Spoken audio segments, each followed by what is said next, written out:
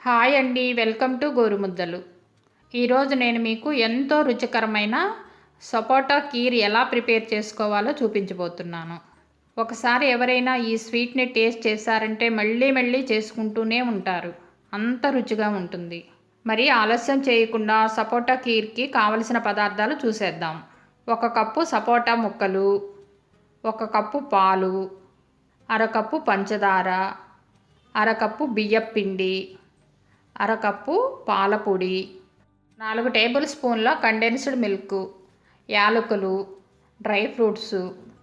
ఇప్పుడు తయారీ విధానం చూద్దాం. ముందుగా స్టవ్ ఆన్ చేసి ఒక పాత్ర పెట్టుకుని అందులో 1 కప్పు పాలు పోసుకుని వేడి చేసుకుందాం. ఇప్పుడు అరకప్పు బియ్యపు పిండిని పాలలో కలిపి ఇందులో పోసుకుందాం. అదేవిధంగా అరకప్పు పాల పొడిని కొంచెం పాలతో కలిపి ఇందులో పోసుకుని కలుపుకుందాం.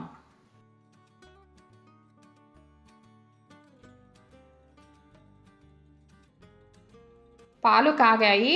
ఇప్పుడు అరకప్పు పంచదార వేసుకుని కలుపుకుందాం. పంచదార కరిగింది. ఇప్పుడు ఇందులో 1 కప్పు సపోటా గుజ్జుని వేసుకుందాం. చూడండి, ఇలా తిప్పుకుంటూ ఉండాలి.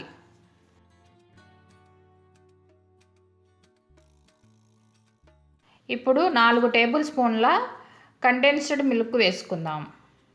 ఇంకా 3 టేబుల్ స్పూన్ల కొబ్బరి పొడి వేసుకుందాం. కొంచెం యాలకుల పొడి చల్లుకుందాం.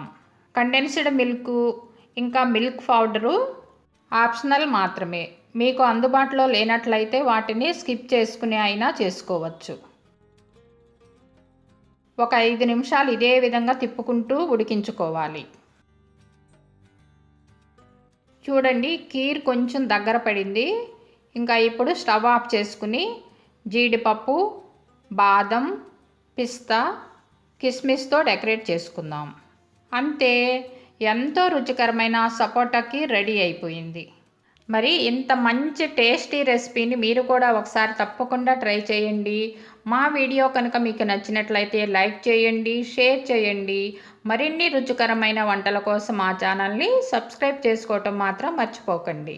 ధన్యవాదాలు.